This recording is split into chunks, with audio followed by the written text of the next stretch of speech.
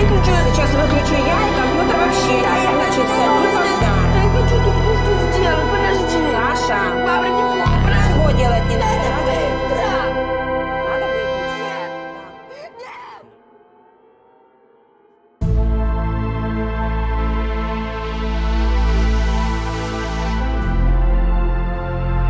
Memory management has been a difficult problem that has made programmers scratch their head ever since the invention of computers.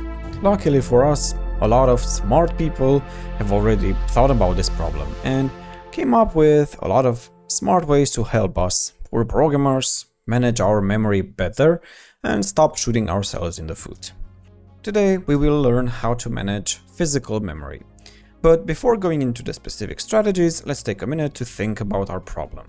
The firmware, or the BIOS, gives us a list of memory regions that are safe for us to use.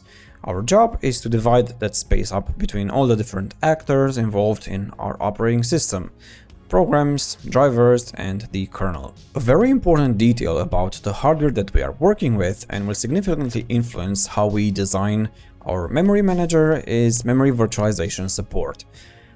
All modern processor architectures support memory virtualizations, including x86, ARM, RISC-V, and so on. This will impact us in the following ways. Firstly, because the hardware uses specific block sizes, it is a good idea for us to do the same. So instead of allocating bytes, we will talk about allocating blocks of memory. Secondly, it removes the need for memory blocks to be allocated next to each other. If a program requires 10 blocks of memory, it's completely fine for them to be allocated in random places in the physical memory. We can simply map these blocks so that they seem continuous to the running program. The only exception is that some hardware operations that require direct memory access might need memory regions which are continuous, but the bulk of the memory allocated will be in chunks of one block.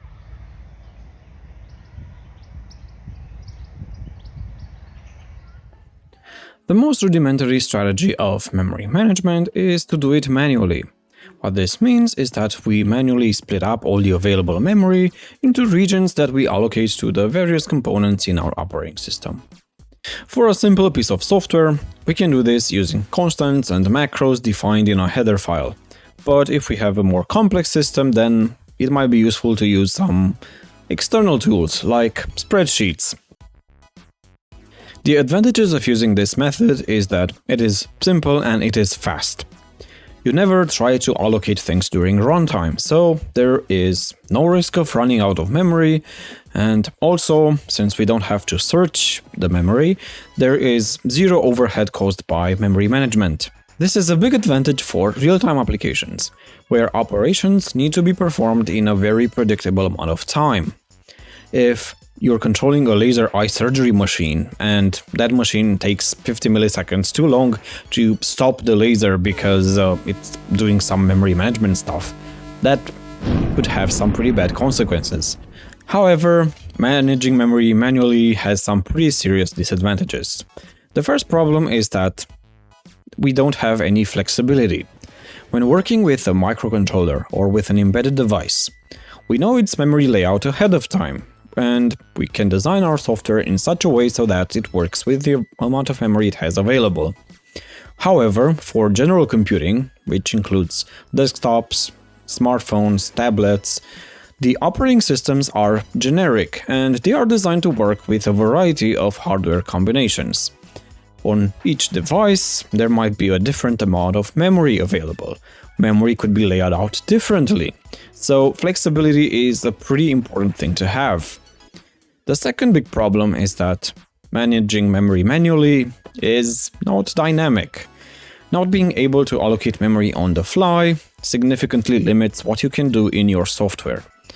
Also, while managing memory manually isn't that bad in a single-tasking operating system like MS-DOS, in a multitasking operating system where you need multiple programs to cooperate, you also need someone to coordinate the available resources between all of these programs. The third big problem is that doing things manually is prone to errors. We are human and we make mistakes. Maybe we will allocate too much memory for one component and not enough for another one. Maybe some of the memory that we allocate will overlap. There's always a chance that things go wrong.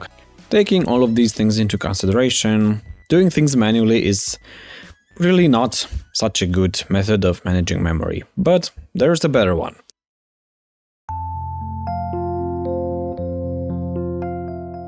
An alternative to doing things manually is to ask the compiler and the linker to do it for us. The way this works is that we pre-allocate all the memory that we will ever need by using global variables and constants, and then use compiler directives to place these into specific sections. In the GCC compiler, we can do this using the attribute section. Then we use a linker script. The linker script will tell the linker how to place all of these sections wherever we want into memory. We can even map sections to existing data structures that exist in memory. In this example, I have created a structure for the boot sector and then mapped it using sections to the correct address. Something important to note here is that different sections need to be loaded differently. Some sections, like the code, the data, the constants, need to be copied from the executable file into memory. Other sections simply need to be zero initialized. All the global variables in C are expected to be zero initialized. But other sections, such as this boot sector section that I defined here, may not require any initialization. We just want to map it onto existing data without changing anything. Once we've put everything into sections, then we need to think about how we're gonna load this stuff into memory. The loader, the bootloader, will need to be aware of where all these sections are and what to do with each one of them. If we are using raw binaries, this is going to be a bit of a problem because there's no way of passing this information from the build process to the bootloader. But there is a way in which we can solve this issue by using an executable format like ELF or Microsoft PE. These contain all the necessary headers to tell the loader what to do with each of the different sections. The big advantage of using this method is that the linker will do a lot of work for us. It will verify that all the sections can fit properly into memory, it will verify that they don't overlap, it will align them if needed, and it can also put them in sequence one after the other. All of these things make the entire memory management process much easier and far less error-prone than doing it manually. But of course, this strategy still has some pretty big disadvantages. It's not flexible, it's not dynamic, and we also have the additional complexity of implementing our bootloader that can load one of these executable formats. Taking all of these things into consideration, while this strategy is a lot better than using spreadsheets and constants, it's still not very good for a general-purpose operating system. Yes, for embedded devices and for microcontrollers and for real-time applications, it's gonna work great, because your processing power is limited, where you have a limited amount of memory. However, general-purpose operating systems need to be pretty flexible to work on a variety of hardware, and they are also a very dynamic environment where processes can get created and destroyed all the time. So these strategies will just not work very well for that. It is very obvious that we need dynamic memory management.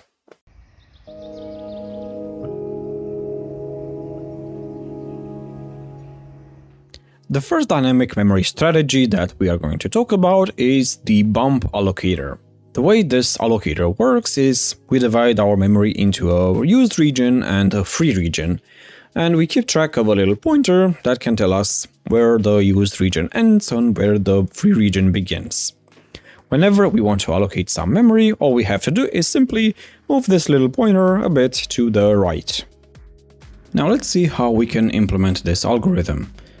We'll start with a bump allocator class, and we will add a couple of fields, the pointer that we were talking about, and also the end, which marks where the memory ends. We'll also add a constructor where we can specify the memory range that we want to manage using this allocator, and of course the allocate and the free functions. First, we'll implement the constructor. This is really easy. All we do here is initialize the fields that we have by casting from a void to a unit8 pointer.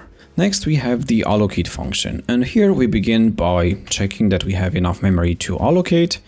If we don't, we return null. Then we save the current value of the pointer to a temporary variable and add the number of bytes, and then simply return the temporary variable that we saved. And here is the implementation of the free function. This one is really easy. All we do here is simply subtract the number of bytes from the current pointer.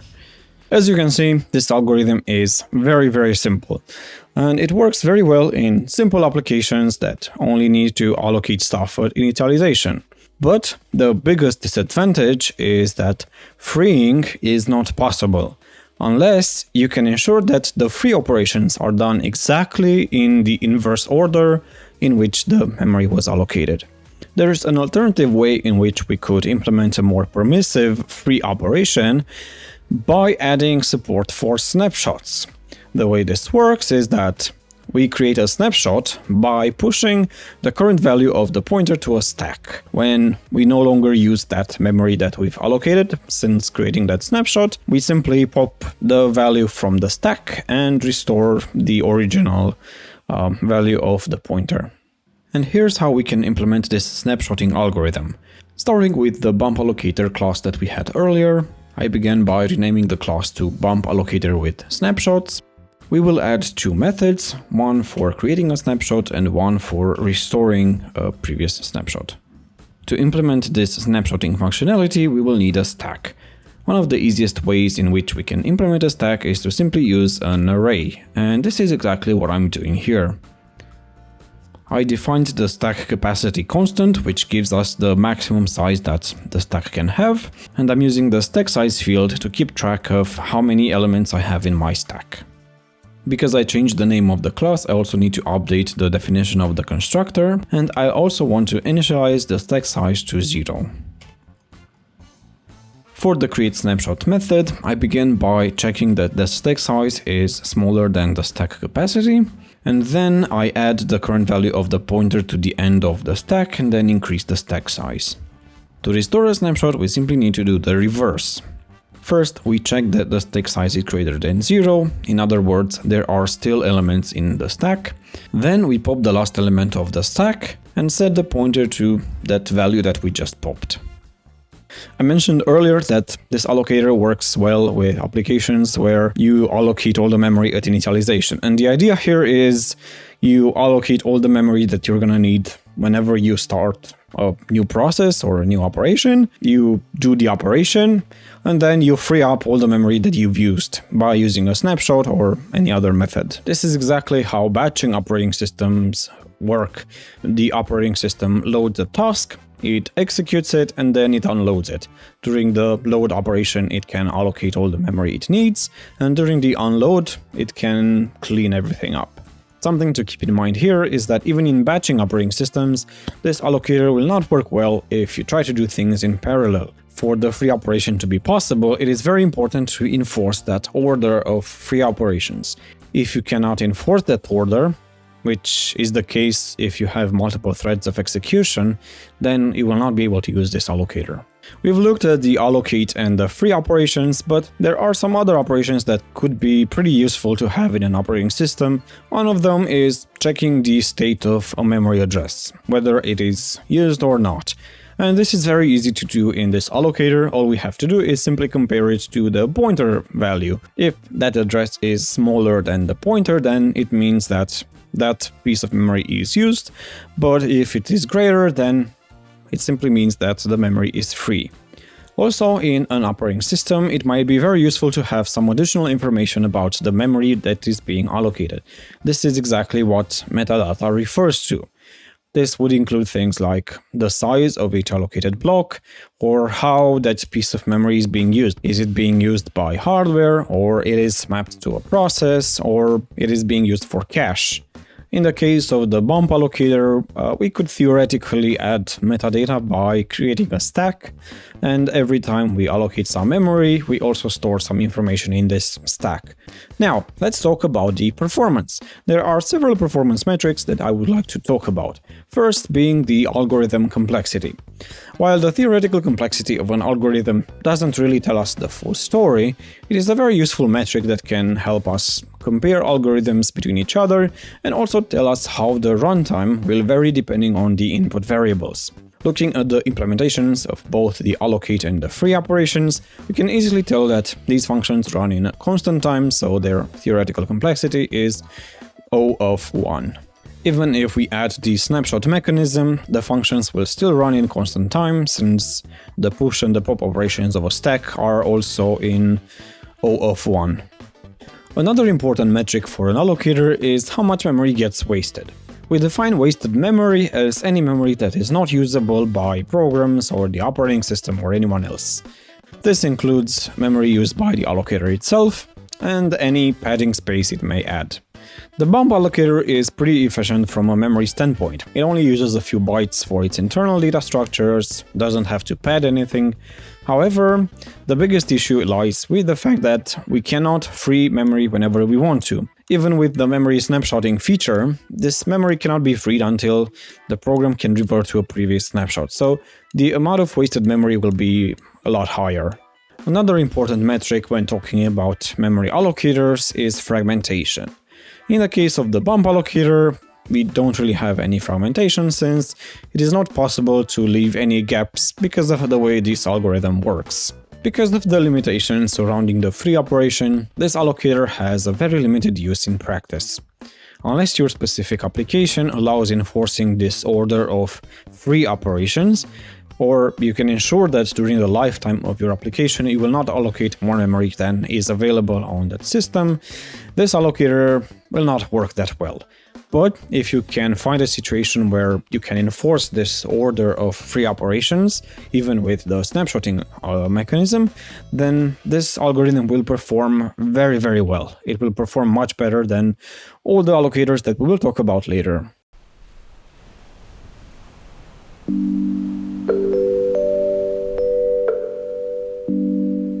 Before beginning to talk about the Bitmap allocator, I'd like to get something out of the way and explain a couple of things about my implementation so that the implementations will make a lot more sense. If you've followed my live streams, you might have seen that I'm in the process of migrating all my code to C++. So all the code that I will show today will be in C++. This is the allocator class, and it is the base class for all the allocators that we will look at later.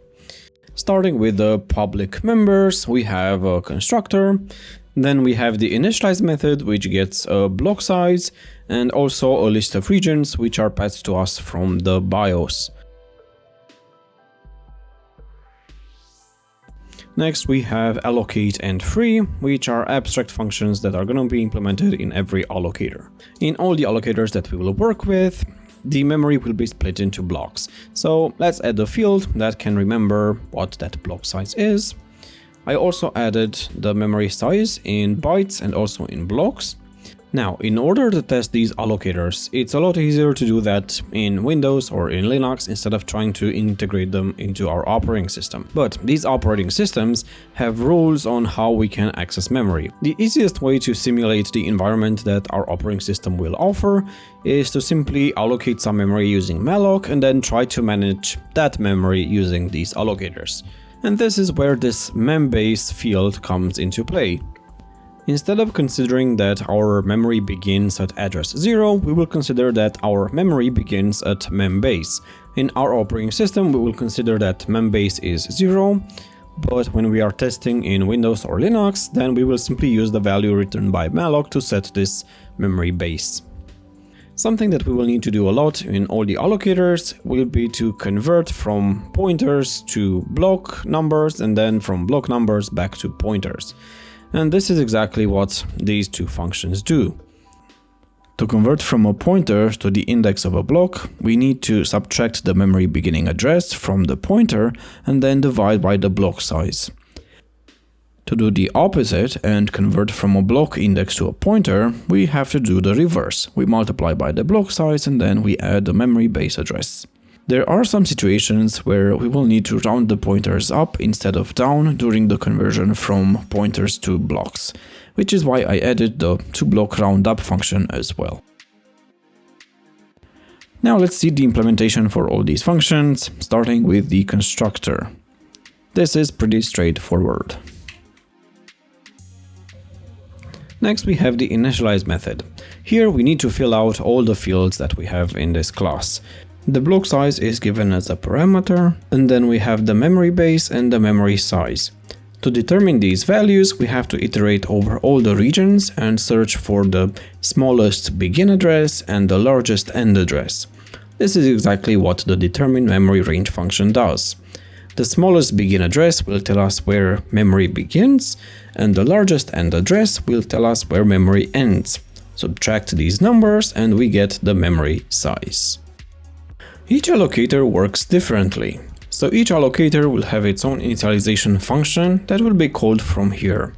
I called it initialize implementation, and this is an abstract function. Before calling this function though, we would like to clean up the regions given to us by the BIOS. The BIOS gives us regions measured in bytes, but we want to work with blocks. Also, on some hardware, the regions might not be sorted or they might overlap, so it might be a good idea to clean up the data before passing it to the actual allocator. I created a separate structure called region blocks, which looks very similar to the region structure where we measure in bytes. This way it will be much clearer to know what format each function expects. Now let's look at the conversion process. Here we will treat reserved and free regions a bit differently. If a block is only partially occupied by a reserved region, the safest approach is to mark the whole block as reserved. So, after dividing by the block size, we want to round the base address down and the size up to the nearest integer. For free regions, we do the opposite. We only want a block to be marked as free if it is entirely free. Otherwise, we risk overriding reserved structures or writing outside the valid memory range. So we will round the base address up and the size down. Now that we converted the regions from bytes to blocks, let's see how we can fix the overlapping regions. The first step would be to sort them by the base address and size. Then we iterate over each region. There are three scenarios that we need to handle. The current region's size is 0, in which case we delete the region. Two regions of the same type overlap or touch. In this case, we merge them together. Two regions of different types overlap. When this happens, we always prioritize the reserved region and shrink the free region. This looks a bit messy because there are a lot of cases to handle here, depending on whether the current or the next region is the reserved one, and also whether the regions overlap partially or one region completely engulfs the other one. Something I'd like to mention is that in some allocators, handling these overlapping regions can be a lot easier. In the bitmap allocator, all you have to do is mark the entire bitmap as used. Then you mark the free regions and then the used regions. However, I chose to do it this way because I wanted to implement the other allocators as well, where this is the only way. Let's quickly look at an example to better understand how this will work. For simplicity, we will pretend that we have an old dusty computer that only has 1 MB of RAM and our block size is 4 KB. Here is the lower memory map from the OS Dev wiki. Let's replace the end column with the size of each region, and let's also mark which regions are free and reserved.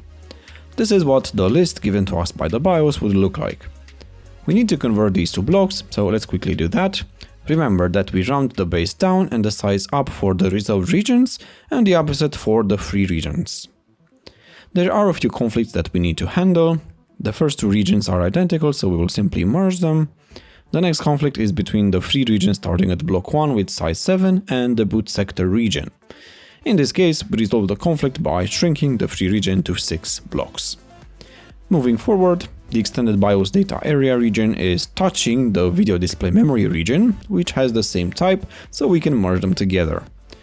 We will repeat this for the video BIOS, BIOS expansions, and motherboard BIOS regions. So in the end, we will have a single reserved region of size 128. With that out of the way, let's talk about the bitmap allocator. The bitmap allocator works by dividing memory into blocks, and then using a bit field to track which blocks are used and which blocks are free.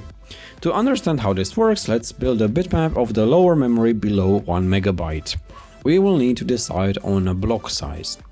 We could go as low as 1 byte, but that wouldn't be very efficient, because for each byte in our system, we would need 1 bit for the bitmap. That would mean that an eighth of the entire memory available would be used by the memory manager. Out of 16 gigs of RAM, 2 gigs would be used by the memory manager. That is not acceptable. On the other hand, if the blocks are too large, then we will be forced to allocate more than we might need, so we will waste a lot more memory. To make a better decision, it might be a good idea to take a look at how these memory blocks will be used. We are building a physical memory manager that will be used by the virtual memory manager to map virtual pages. The size of these virtual pages is determined by the architecture that we are working on. On x86, virtual memory pages can either be 4 kilobytes or 4 megabytes in size, so it is best to go with either one of these or a multiple of these numbers. In our example, we will use 4 kilobyte blocks, which in hex representation is a very nice and round 1000. Let's begin with the initialization procedure. The first step would be to find some free space where we can store the actual bitmap. In our example, we have a total of 1 megabyte of memory that we decided to divide into 4 kilobyte blocks. That means that we have 256 blocks. We are using 1 bit to represent the state of each block, which means that we need a total of 256 bits or 32 bytes to store the entire bitmap. Looking at the table of memory regions, there are 2 free regions that we can choose from, and both are large enough to fit the 32 bytes. We'll just pick the first one. Once we've determined where to store the bitmap, all that's left to do is set up the bitmap. Initially, we want to mark the entire memory as used. This way, if there are any gaps in memory, those areas will not be used. Next, we mark the regions passed from the BIOS. We handled overlapping regions a bit earlier, but for this allocator there's a much easier way, by iterating twice through the list of regions, marking the free regions on the first pass and the used regions on the second pass. And of course, we must not forget to also mark the region used by the bitmap itself. Let's take another look at the memory regions we saw earlier to visualize how the bitmap would be filled. We already calculated that we need 32 bytes or 1 block to store the bitmap, and this first free region is perfect for that. So let's just add a new reserved region at the end of the table for the bitmap that will start at block 1 of size 1. Now it's time to fill our bitmap. Initially we mark everything as used. Next we mark the free regions, the used regions, and finally the region used by the bitmap. Now let's go to the implementation. This is the bitmap allocator class. It is derived from the allocator class. It has a constructor and implements the allocate, free and initialize implementation abstract functions. The bitmap field is a pointer to where we store the bitmap, and the bitmap size holds the size of the bitmap in bytes. Here's the implementation of the initialize method.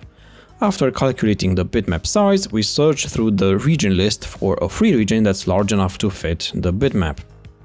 If we don't find any, we bail out. Once we find the region, we can set the bitmap field to point to the beginning of that region. Then we mark everything as used and then iterate through the region list twice. In the first pass, we mark the free regions, and in the second pass, we mark the used regions. Finally, we mark the space used by the bitmap itself as used. We have 2 additional functions that we used here, mark blocks and mark region. Before implementing them, let's create the get and set functions that can be used to get or set the state of a block. Since we are using single bits to store the state of a block, we need to use bit operations to retrieve or store it. To get to a particular bit, we first determine the index of the byte that contains that bit. We can do this by dividing the block index by 8. The offset of the bit is given by the remainder of that same division. Then we can extract the bit by creating a mask that has a 1 on the position corresponding to the offset. This is done by shifting 1 to the left by offset positions. By performing an AND operation with the mask, we basically set all the other bits to 0, allowing us to extract the value of that bit. For the set function, we will calculate the position in the same way, and we will also use the same mask. To set the bit to 1, we will do an OR operation with the mask. To set the bit to 0, we need to perform an AND operation with the inverse of the mask, so that there is a 1 on every position except for the offset position. Back to the mark blocks function, all we need to do here is to iterate from the base to base plus size and set blocks to the desired state. This is not a very optimal implementation, but we will look at optimizations a bit later. The mark region function is similar to mark blocks, except that it accepts the base and size in bytes instead of blocks. All it does is it converts the base and size from bytes to blocks and then calls mark blocks. Let's continue with the allocation procedure. To allocate n blocks of memory, we need to find n consecutive bits that are set to 0. Going back to the previous example, let's try to allocate 6 blocks. Looking at the map, we can see that we have 2 regions of free memory. The first one, starting at block 2, is only 5 blocks in size, not enough to fit 6 blocks. The second region, starting from block 8, is pretty big and it can fit 6 blocks, so that's what we will use to allocate. We will mark 6 blocks as used and return a pointer to the beginning of this region. Let's take a look at the implementation. We'll start by checking if the requested number of blocks is 0. If it is, we return null. The next step would be to search for a sequence of n free blocks. That search will be done in a method called findFreeRegion. If no region is found, that means we cannot allocate this amount of memory, and we will return null. The final step is to mark the blocks as used and return a pointer to where this region begins. Now let's talk about findFreeRegion. There are multiple searching strategies that we can choose from. The most obvious strategy would be to start searching from the beginning and stop when we find the first free region that has at least n blocks in size. This is called the first fit strategy. The way I decided to implement these strategies is by creating derived classes. I declared the findFreeRegion method in the Bitmap allocator class as abstract. The Bitmap allocator first fit class is derived from Bitmap allocator and implements this abstract method. Let's see this implementation. We will need 2 variables to keep track of the current free region, one for the start index and one for the size. We will iterate over all the blocks in the bitmap, updating these variables as we pass through each block. If the current block is marked as free, we count it by incrementing the size of the current free region. If the size becomes greater or equal to the number of blocks we want to allocate, that means that we found our free region and we can return the start index. If the current block is used, we need to reset the size to 0 and update the start index so it points to the next block. Let's see how this algorithm works with our example. The initial start index and size are 0, the first block in the bitmap is marked as used, so we change the start index to 0 plus 1, the size to 0, and iterate to the next block. Block 1 is also used. Again, we change the start index to 1 plus 1, 2, and the size to 0. Block 2 is free, so we can increment the size to 1. 1 is smaller than 6, so we need to continue iterating. Block 3 is free, so we increment the size to 2. We keep going until we get to block 7, which is used. Because it is used, we need to reset the size to 0 and change the start index to 7 plus 1, or 8. Block 8 is free, so we increment the size to 1. We keep going through the free blocks until we reach block 13. Here, size is incremented by 6. 6 is the number of blocks we are trying to allocate, so we found what we were looking for. We mark the 6 blocks as used and return the start index converted to a pointer. After doing many allocations with the first fit strategy, we can notice a small problem. We keep iterating over these used blocks at the beginning. We can optimize this by remembering the position where we ended our last search and starting our next search from there. This is called the next fit strategy. To implement this optimization, let's add a field to our class called next and save it when we find a region. Then, to make things a bit easier for us, we will continue to iterate starting from the beginning up until the end of memory with the it variable. And we will calculate the I index by adding the next and doing modulo bitmap size. Something we need to be careful here is that when we reach the end of the memory, we need to also reset the current region. A situation we could encounter is that the blocks previous to the remembered position have been freed. When this happens, even though performance will suffer a little bit, it might be a good idea to reset the next pointer to the beginning to help prevent fragmentation. In my performance tests, I had this mechanism enabled, which I'm sure helped NextFit get a much better performance in regards to fragmentation, but slightly worse in terms of speed. An issue with the strategies we talked about until now is that they don't care whether the free region they found is the best choice of a region. They just try to be really fast by choosing the first region they encounter that is large enough. Fragmentation is a big problem with any memory allocator, which occurs after the allocator has performed a lot of allocations and deallocations, leaving behind gaps. We could end up in a situation where we should have enough memory to allocate a big region, but because all the free memory is broken up into tiny gaps, we cannot perform the allocation. The best fit strategy tries to address this problem by always allocating the smallest region it can find that can fit the number of blocks requested. But for this to work, we need to iterate the entire bitmap for every allocation, which has a very significant impact on its performance. In addition to the huge performance hit, always allocating the smallest region might have some unintended consequences.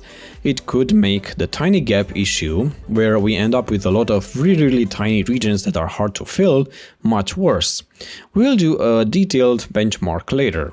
But until then, let's discuss about a wildly different idea. How about, instead of trying to always find the smallest region, to do the opposite? Find and break up the largest region. This is called the worst fit strategy. It's an idea, but as we will see later, doesn't work that well. The main problem is that it always prefers to break up the larger blocks, making fragmentation even worse. Next, let's look at the free operation. The free operation is really simple. All we need to do here is just mark the blocks as free. And here's the implementation. The code we wrote isn't particularly efficient. There are several optimizations we can do to make it better. And let's start with the mark region function. One way in which we could optimize the mark region function is to avoid setting individual bits when possible and try to use memset, which is highly optimized to the point where it uses CPU features like SSE to work really fast. We can break up this operation into 3 stages.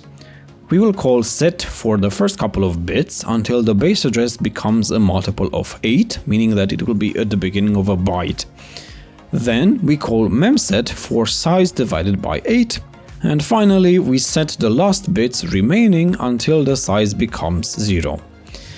To have an idea of the impact of these optimizations, I ran some benchmarks. The tests I did don't matter that much. What matters is that using my initial implementation of the first fit allocate function, I got an average of 140 nanoseconds. After implementing this optimization, I got 141 nanoseconds? That didn't help as much as I thought it would. The biggest difference was for the free operation, where we got a small improvement from 26 to 24 nanoseconds. Not bad. During allocation, the main work is done by the find free region function, so let's see if there are any ways to optimize it. Here we have the same problem we had before. We are extracting and testing individual bits, which is very slow. Instead of checking individual bits, let's try to check entire bytes if we can. I started by changing the main loop to iterate over entire bytes instead of the individual blocks. If the value of the current byte is 0, we know that the next 8 blocks are all free, so we can increment the current region size by 8.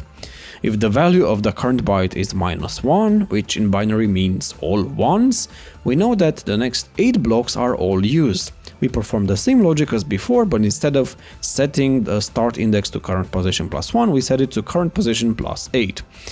If the value of the current byte is something else, we will iterate over each bit and use the same logic that we had before. With this optimization, we got 48 nanoseconds, which is a huge improvement over 141. There's another little optimization that we can do. While a byte is the smallest unit that we can access, CPUs are better optimized to access things in blocks of 4 bytes. By changing the bitmap from a byte array to a uint32 array, we can get some performance benefit. In my tests, I gained another 3 nanoseconds, bringing the average down to 45 nanoseconds. Not bad. For reference, I also tested the other strategies. Without doing any other optimization than using 32-bit integers instead of 8-bit, I got an even better result of only 30 nanoseconds, which is even more impressive. I decided not to show the code for the best and worst fit in this video, but there were also some optimizations I did for those implementations. You can still check those in the GitHub repository linked below. The best times I got for these were 101 nanoseconds for the best fit and 339 nanoseconds for the worst fit. I'm not really sure why worst fit is performing so badly. I would expect best and worst fit to have similar performance. What I suspect is that the accumulated bad decisions made by the worst fit strategy make it harder to find regions, so on average it has to search more. Please note that these are the optimizations that I found, but I'm pretty sure that there are others that I missed. If you can find one such optimization, I would be happy to accept your pull request and rerun the benchmarks. Let's take a look at how we could implement the other operations with the bitmap allocator. Checking the state of an address. Checking whether a memory region is free or used is very easy with this allocator. All we have to do is simply look in the bitmap using the get function. Storing metadata about allocated memory regions is pretty difficult with this allocator, without the memory usage jumping through the roof. A piece of information that would be really useful to have would be where the allocated regions end. Having this would mean that we wouldn't have to pass the number of blocks to the free function. We could implement this by using 2 bits per block instead of 1. When we allocate a region, we need to look at the neighboring blocks and pick a bit pattern that is different from both. Free regions will be marked with the pattern 00, but used regions can be marked with either 01, 10 or 11. In the free operation, we will free bits until the bit pattern changes.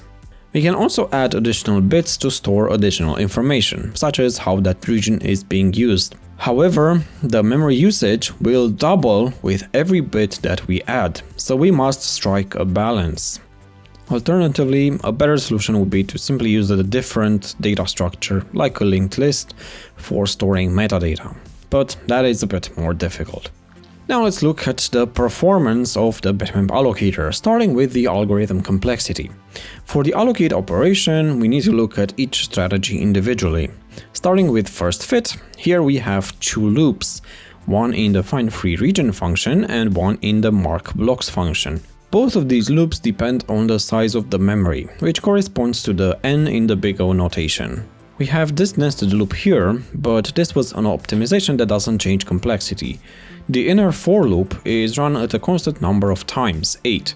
So in conclusion, the average complexity of this algorithm is O of n. The best case scenario can happen if the region we are looking for is right at the beginning of memory, and we are searching only for one block, in which case we will only run through the loop one time, giving us the best case complexity of O of 1. In the worst case, we have to iterate through the entire memory, so the worst case complexity is O of n. Next fit is very similar to first fit, with the exception that we change the point from where we start our search. This makes it so we encounter the best case more frequently, but the average complexity doesn't change. It still remains O of n. Same with first fit, the best case is O of 1 and the worst case O of n. The best and worst fit strategies always iterate through the entire memory. Because of this, there is no best or worst case, because we always iterate through the entire memory. This means that the average, best and worst case complexities are O of n. Wasted memory. The amount of memory used by the bitmap allocator depends on the block size, as well as the amount of memory available on a system. This formula gives us how many bytes of memory will be used by the bitmap, and by changing a few things we can also get it in a percentage. If we use 1 bit per block and the block size is 4 kilobytes, we will use 0.0031% of the memory for the allocator, which is pretty efficient. On a system that has 16 gigs of RAM, that would mean around 500 kilobytes used by the allocator, which is pretty good. But of course, if we want to store any kind of metadata and we increase the number of bits per block, then this number will increase, and it will also depend on the block size. A big advantage of the bitmap allocator is that the amount of memory used by the allocator itself doesn't change during runtime, it is constant. This makes it very predictable and also easy to implement. Now let's talk about fragmentation. As we discussed, there are 4 strategies that we can pick from, which will behave slightly different with respect to fragmentation. But without any actual data, it's difficult to predict how each of them will actually perform. But we will have a dedicated section later in the video when we will look at the fragmentation benchmarks. Some final words about the bitmap allocator. All in all, this allocator is a great allocator and one of the easiest to implement. It's the one I would recommend less experienced programmers to use. We will look at some benchmarks later, and I don't want to spoil too much, but all I will say is that it works very well for a physical memory manager. Hi, editing me here. I've been working on this video for months. My original plan was to put everything out in a single video, but because editing is taking so much time and I really want to get this out, I decided to split it into parts. Part 2 will continue with the linked list allocator, the body allocator, some experimental allocators, and finally the benchmarks. Please don't be mad, stay tuned, and have a nice day.